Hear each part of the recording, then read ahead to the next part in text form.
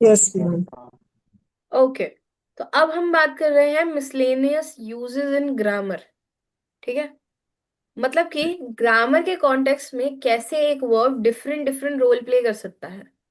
एक word verb की तरह काम भी कर सकता है, एक वर्ब नाउन की तरह भी काम कर सकता है। अब हम कुछ यूजेस और कुछ एग्जांपल्स पढ़ेंगे। जैसे डू है, डू एक वर्ड है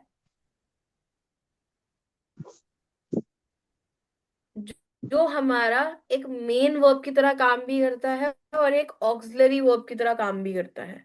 जैसे हम कहते हैं ना, I do my homework, I do practice guitar every day, I do practice English grammar every day, I do drink my coffee every day. ठीक है, एक डू मेन वर्ब की तरह काम करता है, एक डू ऑक्सिलरी वर्ब की तरह काम करता है, वो हेल्पिंग वर्ब की तरह काम करता है। कैसे? Do you like your coffee, do you like your T? Is this clear? Yes. Yes ma'am. Okay, अब आता है next word which is have. Have एक पोजेशन की तरह काम करेगा, एक एक्शन की तरह काम करेगा और परफेक्ट टेंस में यूज होता है। जैसे कि I have a car, I have a notebook, I have my pen, I have my stationery. एक एक्शन की तरह, let's have lunch, let's have let's have your friend come over, let's have people sing at our wedding. Right? एक have use होगा perfect tense के sentences में। I have finished my work, I have invited all of your friends, I have already revise today's topic. क्या आपको समझ आया do और have के uses? Yes ma'am. Yes ma'am. ठीक है, मैम मुझे ये समझ। Now we have miscellaneous uses in vocabulary. मतलब कि अभी तो हमने पढ़ा था कि कैसे ग्रामर के कॉन्टेक्स्ट में अलग अलग वर्ड्स के अलग अलग यूजेज हो सकते हैं। अब हम पढ़ रहे हैं कैसे डिफरेंट डिफरेंट वर्ड्स जो वोकैबुलरी में हैं उनको कैसे हम यूज कर सकते हैं। जैसे हमारा एक वर्ड है लाइट। अब लाइट का बहुत सारा मतलब हो सकता है। पहला लाइट होगा, please be light on me, please ask father to be light on me. तो लाइट, एक लाइट का मतलब हो गया जेंटल।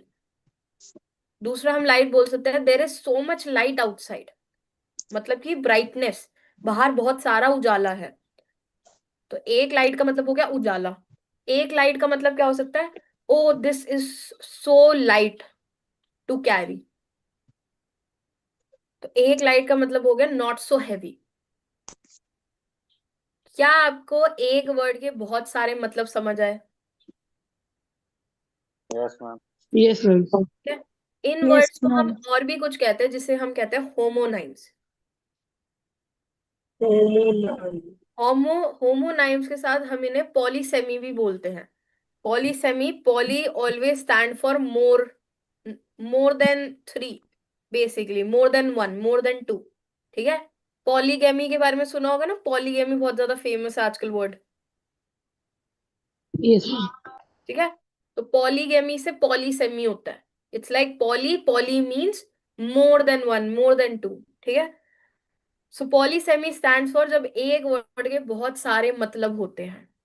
जैसे कि हम वॉच बोले, तो एक वॉच तो जो डिवाइस हम पहनते हैं हाथों में, घड़ी, एक वॉच होता है टू लुक।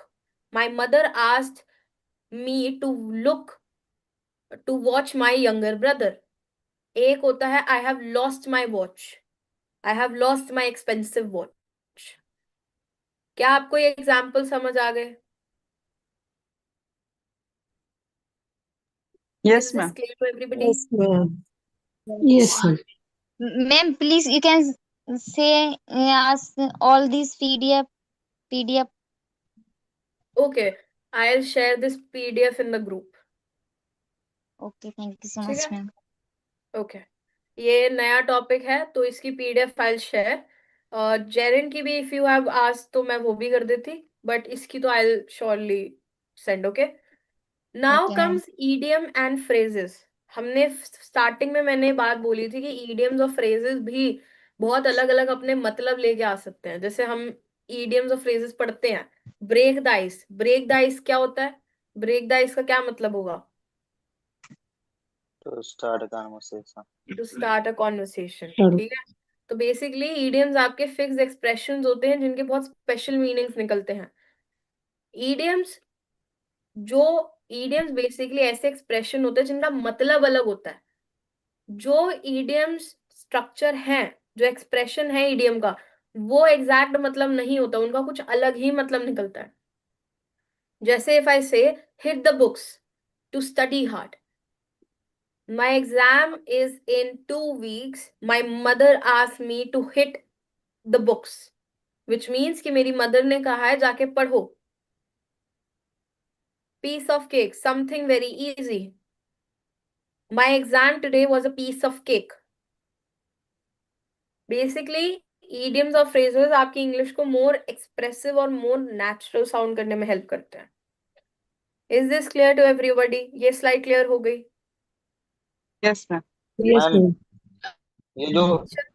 ये जो idioms हैं, हाँ idioms जी. और phrases, ये दो अलग अलग हैं या फिर इनको एक साथ ही बोलना पड़ेगा?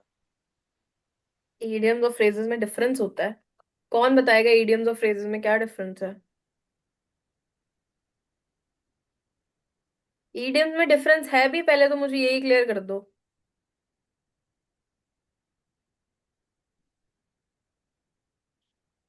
मैंने phrases सुने थे कि मुहावरे होते हैं, idioms क्या होते हैं?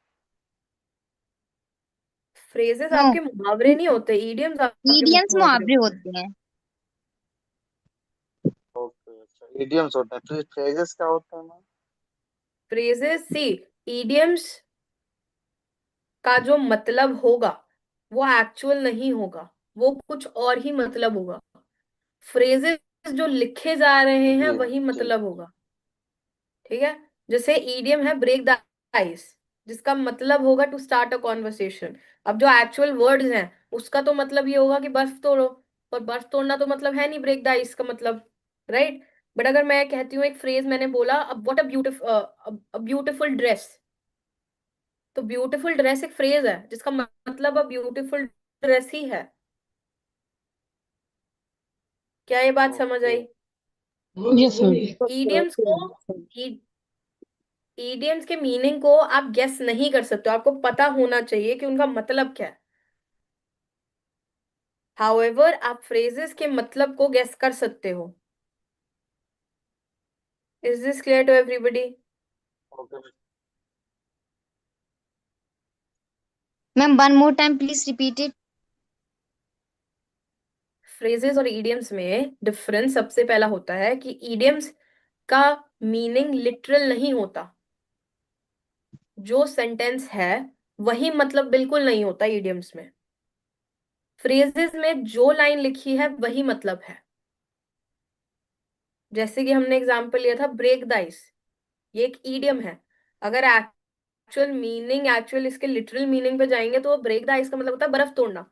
पर क्योंकि ये एक ईडियम है तो इसका असली मतलब ये नहीं है, इसका मतलब है to start the conversation.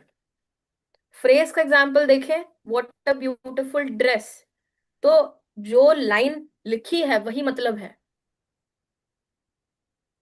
Idioms को गेस नहीं कर सकते हो कि उसका मीनिंग क्या होगा. फ्रेजेस को मोस्टली आप गेस कर सकते हो और मोस्टली सही ही होता है उसका मतलब. समझ आया सबको? तो मैम हम यहाँ पे idioms क्यों लिख सकते थे? नहीं नहीं नहीं, सी यहाँ हमने इसलिए लिखा है क्योंकि हर एक ईडियम एक फ्रेज होता है, पर हर एक फ्रेज एक ईडियम नहीं होता. ओके, ठीक. कितनों को ये लाइन ठीक समझ है, मैं आई है? समझ गया. हर एक ईडियम एक फ्रेज होता है, राइट. पर हर एक फ्रेज एक ईडियम नहीं हो Yes, सकता. ma'am. Is this clear to everybody? Yes, ma'am. No, ma'am. Yes, Can you again? किसको समझ नहीं आया अभी भी? Ma'am, मुझे सोनिया. ठीक है, क्या नहीं समझ आया?